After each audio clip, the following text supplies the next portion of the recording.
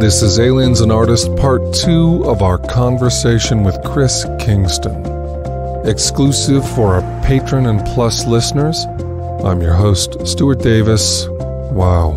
We get into burning intergenerational anomalous karma, deciphering the clues around abduction, very unsettling experiences in the basements of churches, and the juxtaposition of haunted property and rainbow-colored mirages. Absolutely fascinating stuff, but first. Chris, the woman of light, skin like the mantle of the moon, wearing an indigo purple-colored robe. Her visitation occurred 10 years ago. 7 of those years were a kind of dark night of the soul. Was the dark night of the soul a direct result, or was it perhaps not connected to the Lady of Light? What are your feelings on that now looking back? So during the 7 years, I kept asking the question, why is this happening to me? Why do I feel like this? Why? I kept trying to figure out, why am I so depressed? And I never got a really good answer. And looking back on it now, I think it was a part of an initiation process, because simultaneously with my depression, I was also experiencing the blooming growth of my awareness of being empathic, feeling everybody else's feelings, catching thoughts and visuals in my mind that I know were not mine. They're coming from other people, but I was just kind of picking them up like a radio antenna. And I think there was something about meeting the Lady of Light that changed something in me, or activated something in me, or something, or maybe it was a side effect, I don't know. But there was something about meeting her that kind of put these things in motion, or at least that's how I feel about them.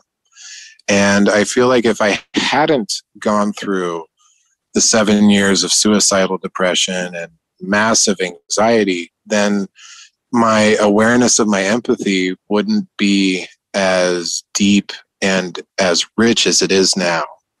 It was able to give me a perspective on mental health that has given me the ability to bring comfort and healing to people that I care about because of their struggles with depression and anxiety.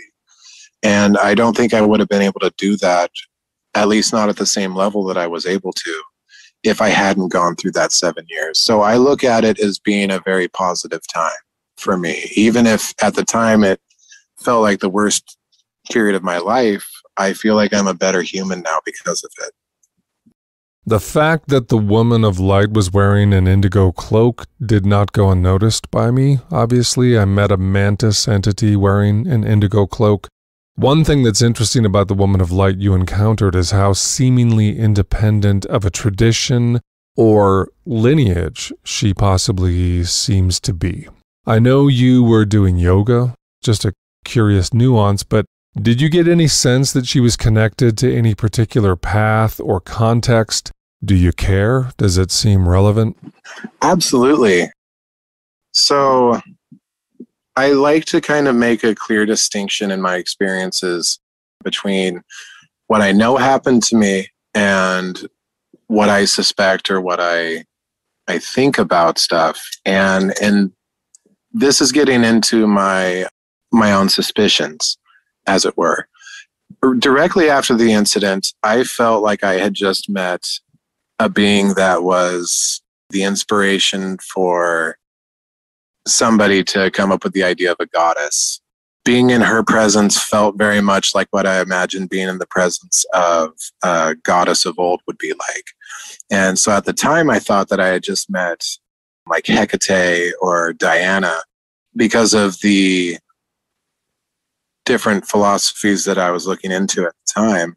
Now, at the point I'm at in my life now, I think it's a little bit more accurate to bring up Marian apparitions. So apparitions of the Virgin Mary. I was not raised in a Catholic tradition at all.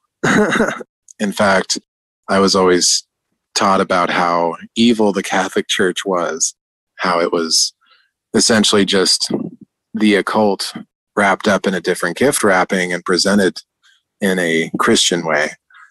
And so I didn't have very much of a foundation to work with as far as I didn't know anything about the Virgin Mary showing up to people. I didn't know about all these things. And so once I kind of ran across the miracle of Fatima, it really blew my mind how incredibly similar a lot of the Marian apparitions were to what happened to me when I was 23. The way that she looked, the indigo purple robe, and the moonlight that she seemed to be emitting, these are all very, very similar to the Lady of Fatima and the Lady of Saint Damiana, or San Damiana, Italy, and the Lady of Guadalupe. Like, they all emit the light, and they all, or a lot of them, are wearing purple robes. So at this point in my life, I am very focused on researching different encounters that people have had with beings made of light, or people encountering the Virgin Mary, and also kind of going off into different parts of the world and their different traditions, because it seems like the Lady of Light shows up in every culture around the world.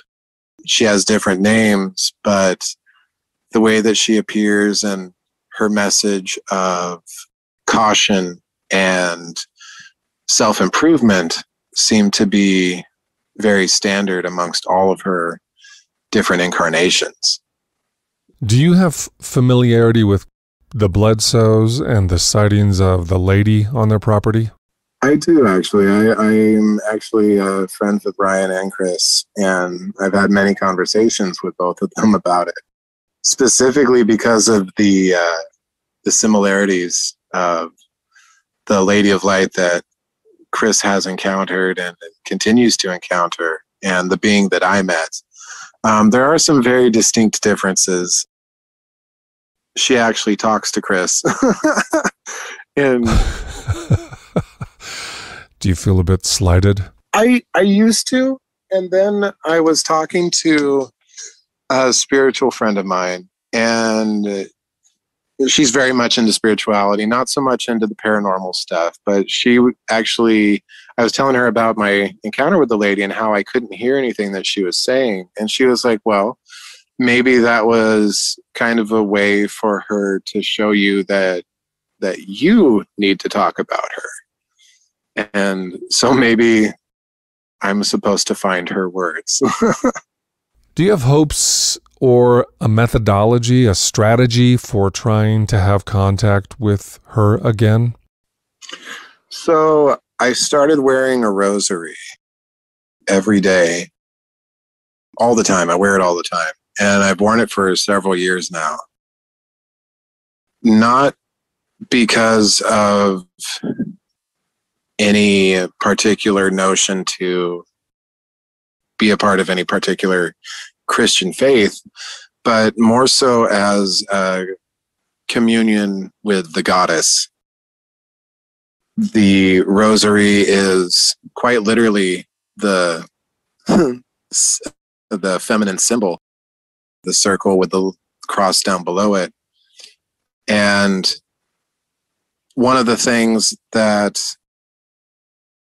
the lady, at least in her Marian apparitions, keeps repeating is to pray the rosary every day. And I think that there is wisdom to be found in meditating with prayer beads. It's something that's been around a lot longer than Christian faith. And I have found that it brings a lot of value to my life to have those with me whenever I am having moments of doubt, or I need something to as kind of a pick me up, or I want to ask for something specific in my life. I'll actually meditate with the beads. It definitely seems to help. It's not necessarily that I am worshiping the lady as a god, but it brings me closer to the spiritual experience that I've had since I met her when I was 23, to have the rosary with me. So I feel like it really enriches and deepens my own spirituality. And it hasn't, I haven't met the lady again since that time. I really hope to meet her again someday, because it's one of the drives that I have felt since I met her, is that I need to meet her again. So far, it's not been a repeat show yet. You said the visit from the lady was the most profound experience of your life, aside from becoming a father. What is it about becoming a father that places it so clearly at the top of all possible experiences? So my daughter, Callie, she actually appeared to me in a very vivid dream about a year before she was conceived. To hear the full interview with Chris Kingston and lots of other exclusive extras, become a Plus member or a patron. Just click the link in the show notes. Your money finances my obsession with Imelda Marcos' shoe collection. Soon to be known as Stuart Davis's shoe collection. I made one miscalculation, which was to buy all the left shoes first. Now I have 1,500 incomplete sets of footwear. Daddy needs right shoes now. I am hobbling around in a manner most unbecoming of a first lady. By the way, these diminutive shoes are the wrong size, but they will be bigger after my toe-endectomy. Why do I want Imelda's 3,000 shoes? Why don't you? Because you collect gloves by Cornelia James. How vainglorious. Fetish? Fetishistic? It's not a foot fetish if there's no feet in the footwear, fucker. I'm a foot freak. You're a finger freak. But just like a Catholic indulgence, I'll absolve the sins of plussers and patrons with a clickety-click-click-click-ka-ching.